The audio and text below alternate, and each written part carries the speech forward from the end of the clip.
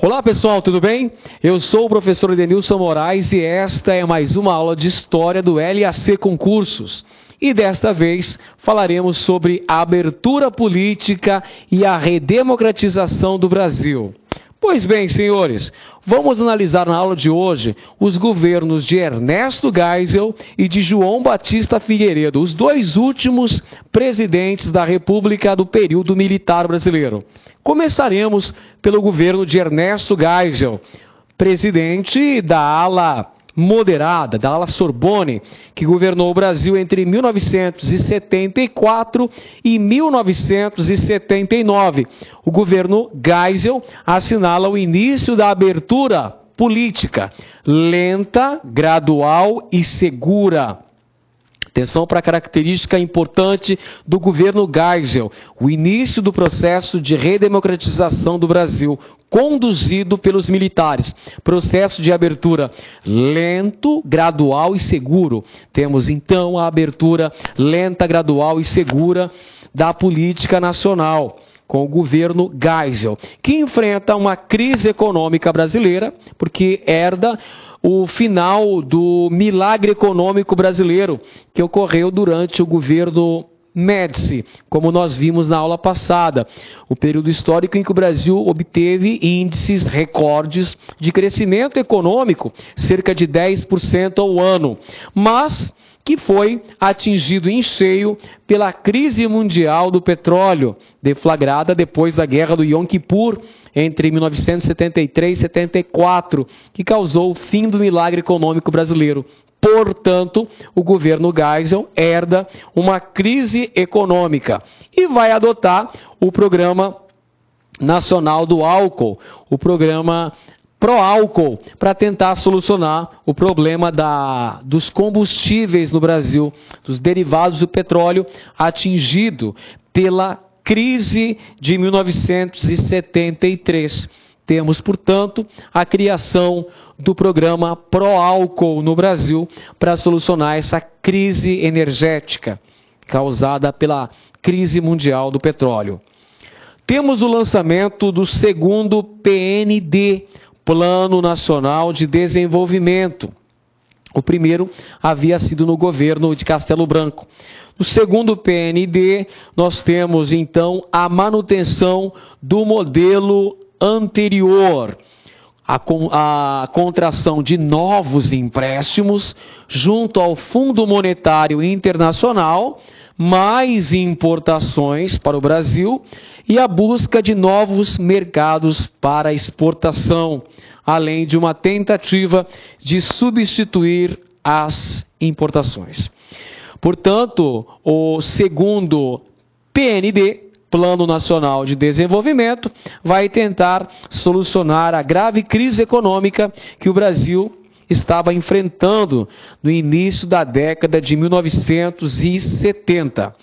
Temos, nesse contexto, a construção de mais obras faraônicas ou projetos de utilidade questionável. Nós temos, dentre outros empreendimentos construídos pelo governo militar, durante o governo de Ernesto Geisel, as usinas siderúrgicas de Tubarão, no Espírito Santo, Açuminas, em Minas Gerais, a construção da Ferrovia do Aço, em Minas Gerais, interrompida em 1979, bem como a construção das usinas hidrelétricas de Itaipu, no Paraná, Tucuruí, no Pará, e Sobradinho, na Bahia. E o estabelecimento do Acordo Nuclear Brasil-Alemanha para a construção de 8 usinas nucleares, sendo que apenas uma realmente começou a funcionar, a usina Angra 1, no Rio de Janeiro. Temos na imagem as obras faraônicas, as gigantescas obras construídas durante o regime militar no Brasil. Temos a usina hidrelétrica de Itaipu, binacional, e a usina nuclear Angra 1, no Rio de Janeiro. Em 1974, ocorrem eleições parlamentares, e essas eleições são assinaladas por uma ampla vitória do Movimento Democrático Brasileiro, do MDB. No ano seguinte, em 1975, temos o fim da censura prévia aos meios de comunicação no Brasil, o fim da lei da censura. Entretanto, em outubro de 1975, ocorreu o assassinato do jornalista da TV Cultura, Vladimir Herzog, sob tortura, nos porões do DOI-CODE. E em janeiro de 1976, o assassinato do líder operário Manuel Fiel Filho, também sob tortura. Esses eventos acabam contribuindo para a demissão de Edinardo Dávila Filho, comandante do 2º Exército. Temos na imagem aí o assassinato de Vladimir Herzog, jornalista da TV Cultura de São Paulo. Em 1976, ocorre a promulgação da Lei Falcão, a edição da lei que promovia uma limitação da propaganda política nos meios de comunicação, no rádio e na televisão.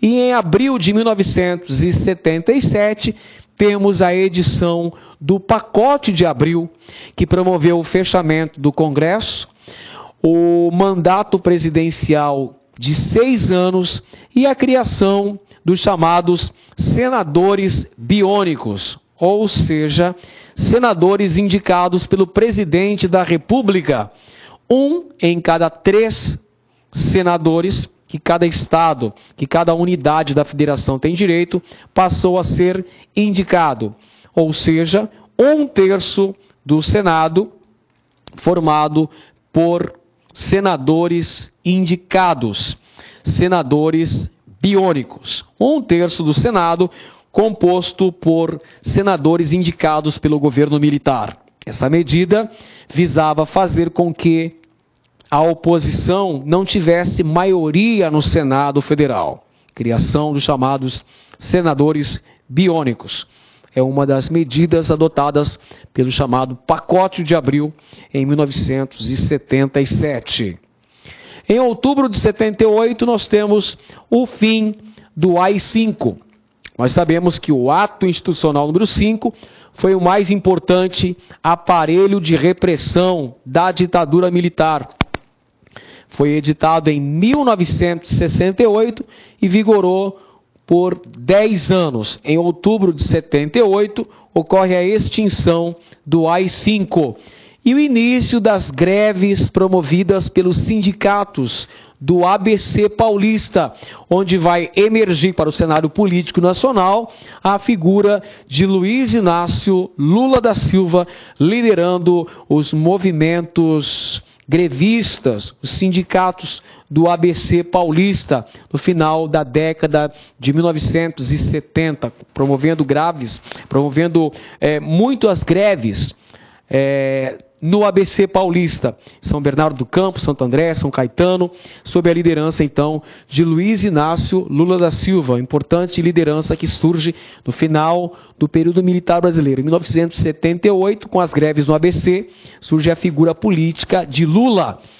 Um filme interessantíssimo para compreendermos a importância do movimento operário brasileiro durante o contexto da ditadura militar é Eles Não Usam Black Tie, com Gianfrancesco Guarnieri e Fernanda Montenegro em atuações exuberantes, magistrais. Um filme muito importante para termos uma leitura perfeita do que foi o movimento sindical no Brasil nesse contexto de ausência de democracia, nesse contexto de ditadura militar no Brasil. Temos em seguida o último presidente do período militar brasileiro, João Batista Figueiredo, também presidente da ala Sorbonne, da ala moderada que governa o Brasil entre 1979 e 1985. O presidente Figueiredo irá concluir o processo de abertura política brasileira. Processo que havia sido iniciado no governo anterior, no governo de Ernesto Geisel, que deu início a um processo de abertura lenta, gradual e segura. Figueiredo vai concretizar esse caminho rumo à redemocratização do Brasil. Nós temos a conclusão do processo de abertura política. Portanto, uma das características principais do governo de João Batista Figueiredo foi a consolidação, a conclusão do processo de abertura política no Brasil. Também tivemos uma grave crise econômica, permanente inflação, crescimento dos índices de desemprego, empréstimos com altos juros, aumento da dívida externa nacional e desgaste constante do governo. Essas são as características básicas do governo de João Batista Figueiredo, que vai promover a transição para a redemocratização no país. A inflação dispara, alcança índices alarmantes ao longo do governo de João Batista Figueiredo, começando em 41% de inflação anual em 78, subindo para 72% no ano seguinte, chegando a 110% em 1980, descendo um pouquinho para 97% em 1981, chegando a 100% no ano de 1982, subindo a 211% no ano seguinte, chegando a 224%, um índice extremamente alarmante no ano de 1984. Portanto, o fim do período militar no Brasil assinala uma terrível crise econômica, com o crescimento do desemprego e um crescimento exponencial dos índices inflacionários no país. Olá, meus amigos, minhas amigas, e aí, gostou da aula do grande professor Edenilson de Moraes? Quer continuar assistindo essa videoaula? Aliás, você quer fazer o nosso curso aí, nossa isolada do PM de São Paulo 2016-2017? Então vem cá, clica aqui embaixo, né? Você vai conseguir se matricular. Nosso curso aqui, ó, eu dei muita volta, vou fazer de novo esse pé, tá? Olá, meus amigos, minhas amigas, e aí, gostou da grande aula do professor Edenilson, professor top de linha, não é isso? Cara, você está estudando para a PM de São Paulo, não está? Você quer fazer essa isolada com a gente? Essa isolada você vai assistir o restante dessa videoaula e mais 14 videoaulas. Então, a isolada da PM de São Paulo 2016 e 2017, com o nosso grande mestre, professor Edenilson, são 14 videoaulas, no total de 13 horas e 38 minutos. Você pode assistir durante 60 dias, quantas vezes quiser, na hora que desejar, no aconchego do seu lar, R$60, R$1 por dia, né? Top de linha, né? Então, vá lá, acesse nosso site, lá concurso, faça sua matrícula. Ah, já ia esquecendo, 2 recados importantes.